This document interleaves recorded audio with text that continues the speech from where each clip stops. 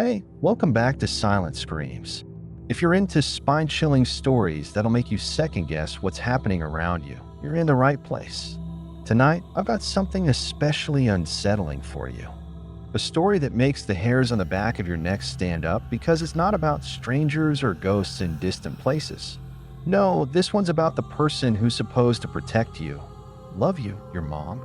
But in this story, she's not what she seems.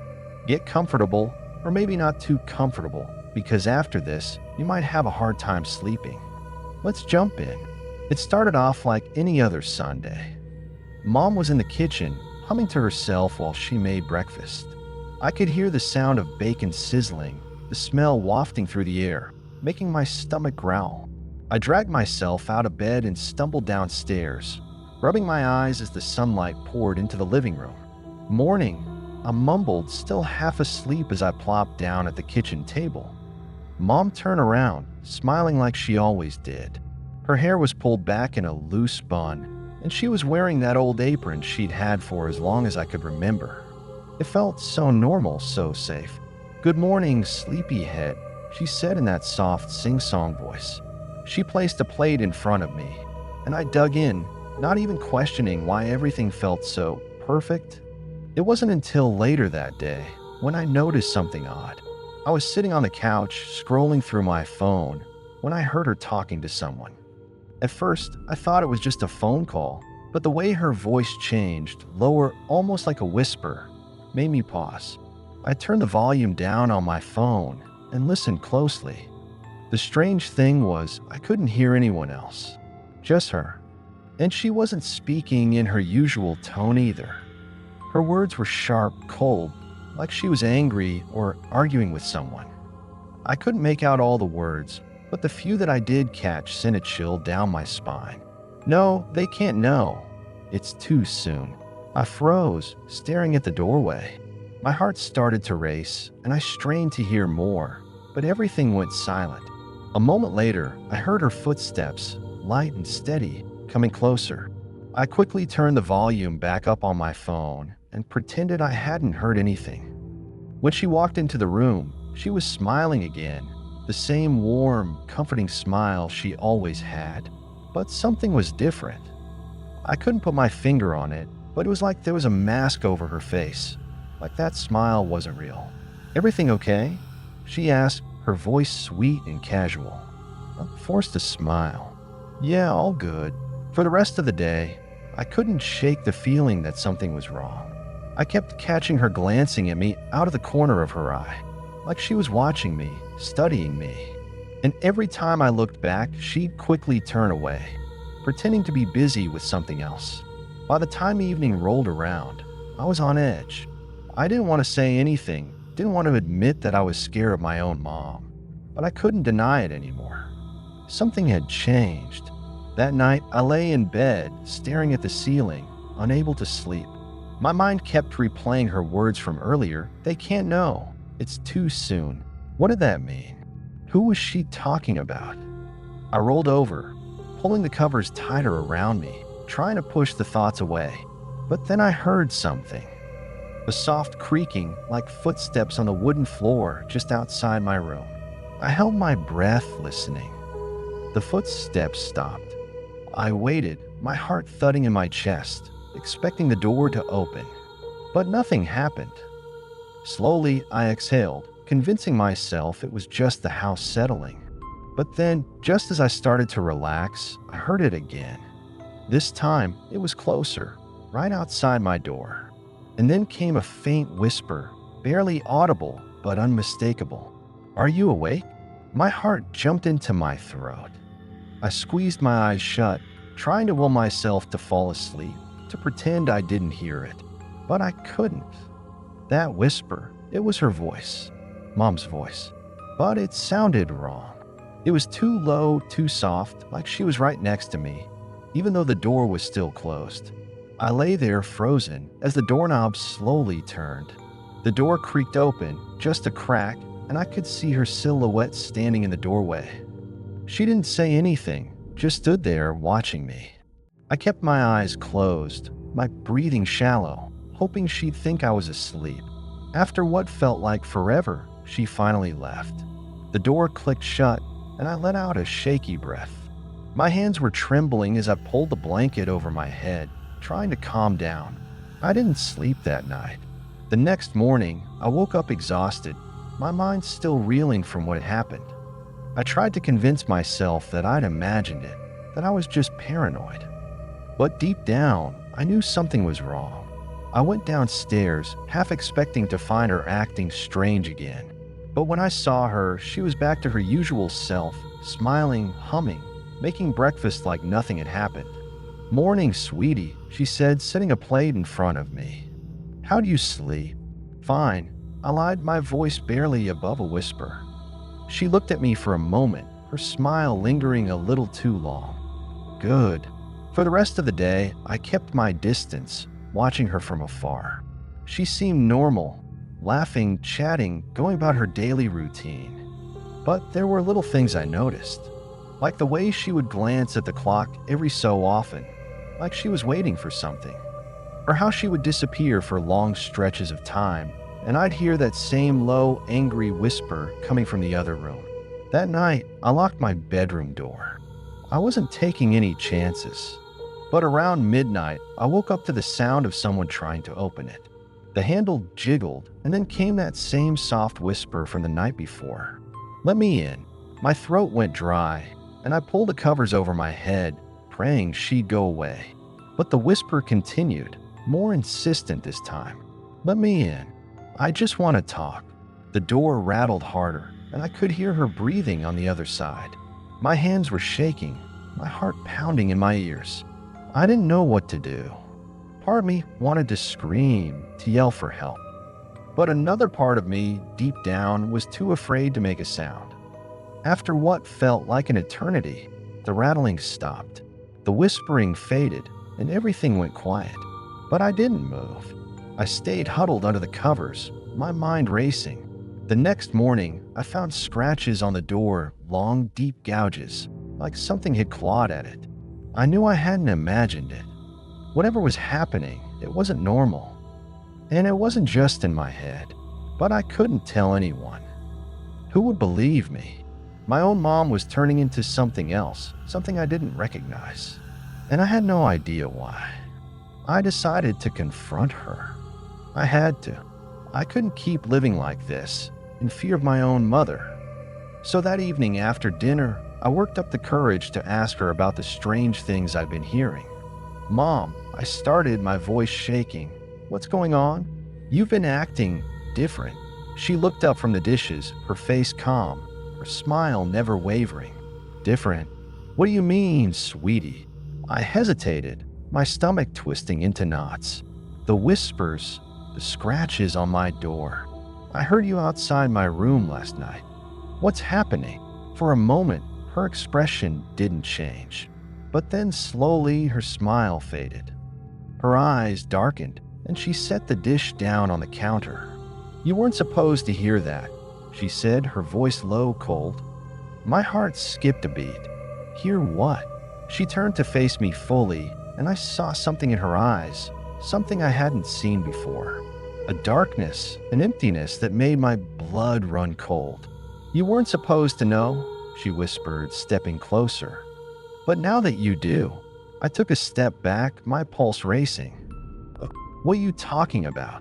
She smiled again, but this time it was different. It wasn't the warm, motherly smile I was used to. It was sharp, predatory. "I've been waiting," she said softly, "waiting for the right time.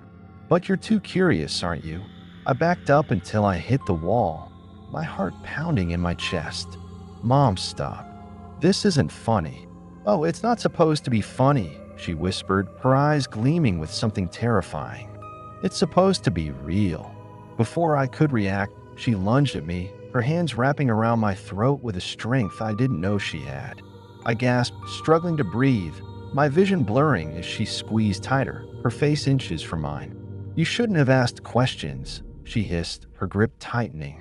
"You shouldn't have." There was a loud crash from behind her, and suddenly she was yanked away, thrown across the room by some invisible force. I collapsed to the ground, gasping for air, my head spinning. I looked up, dazed, and saw her lying motionless on the floor. But then she stirred, slowly rising to her feet, her body twisting in unnatural ways as she stood. And that's when I saw it. The thing that had been hiding behind her eyes. It wasn't my mother anymore. It was something else. I scrambled to my feet, backing away as she or it stalked toward me, her limbs jerking awkwardly, her face contorted into a grotesque smile. "You can't escape," she whispered, her voice no longer human. "You're mine." The lights flickered, and for a brief moment, I saw something behind her, something tall, dark, and twisted, looming over her like a shadow. It whispered her name, and she twitched, her head snapping back unnaturally. I ran. I didn't know where I was going, but I didn't care. I just needed to get away.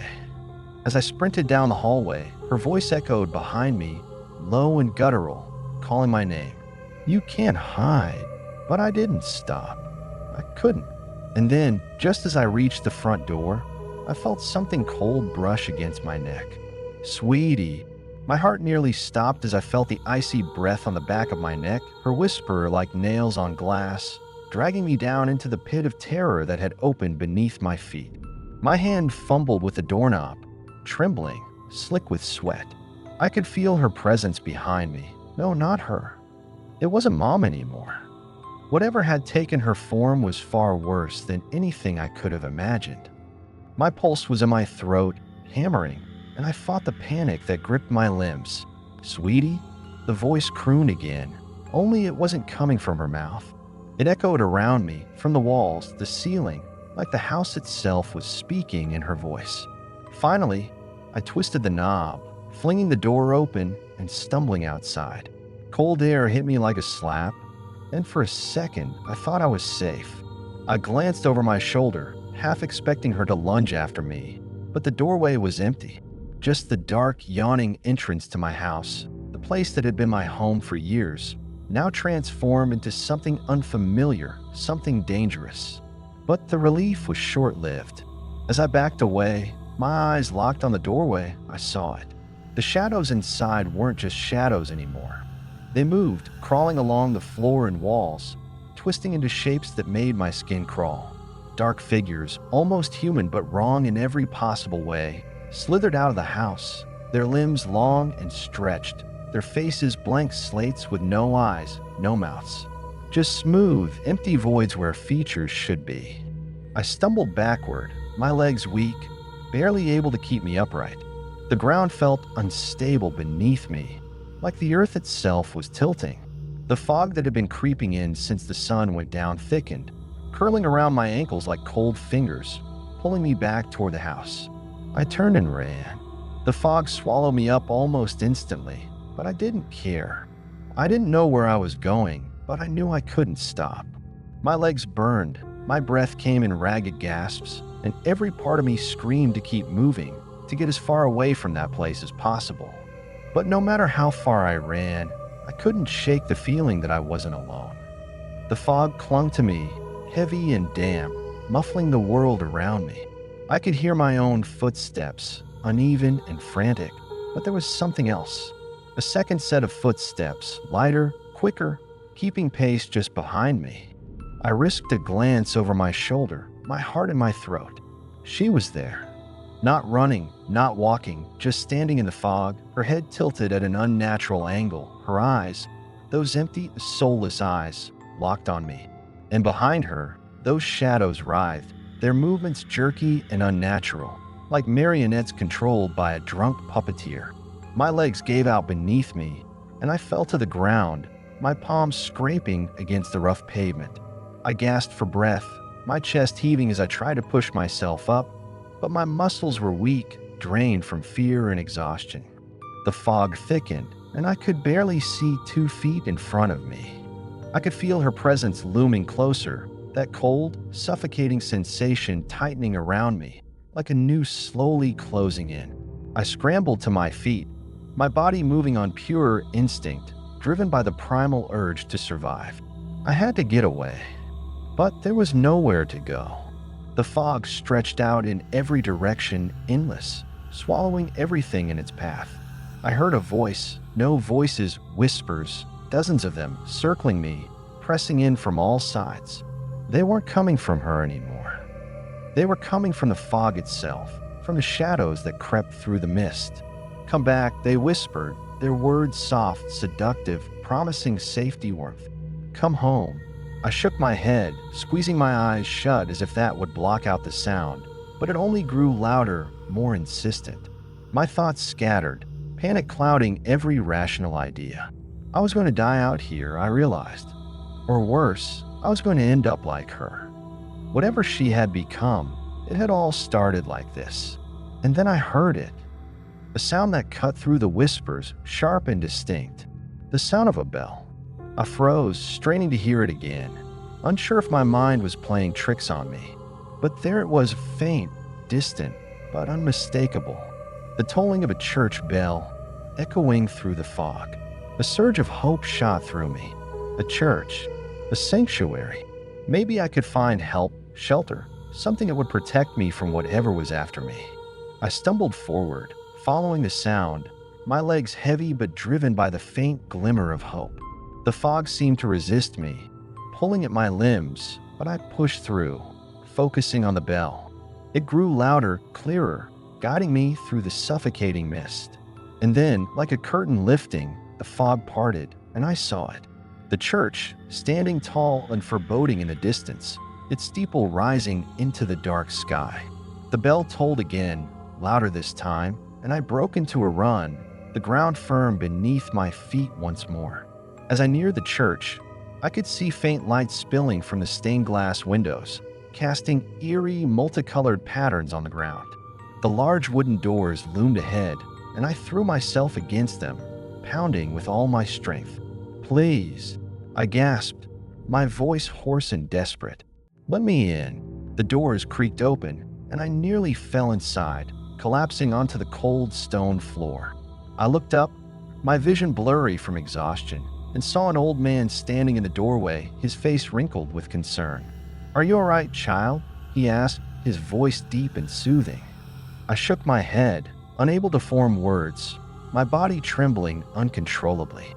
He gently helped me to my feet, leading me inside. The air inside the church was warm, calm, a stark contrast to the chaos outside. Candles flickered along the walls, their flames dancing in the soft breeze. "You're safe here," the old man said, his eyes kind but filled with something else, something darker, like he knew more than he was letting on.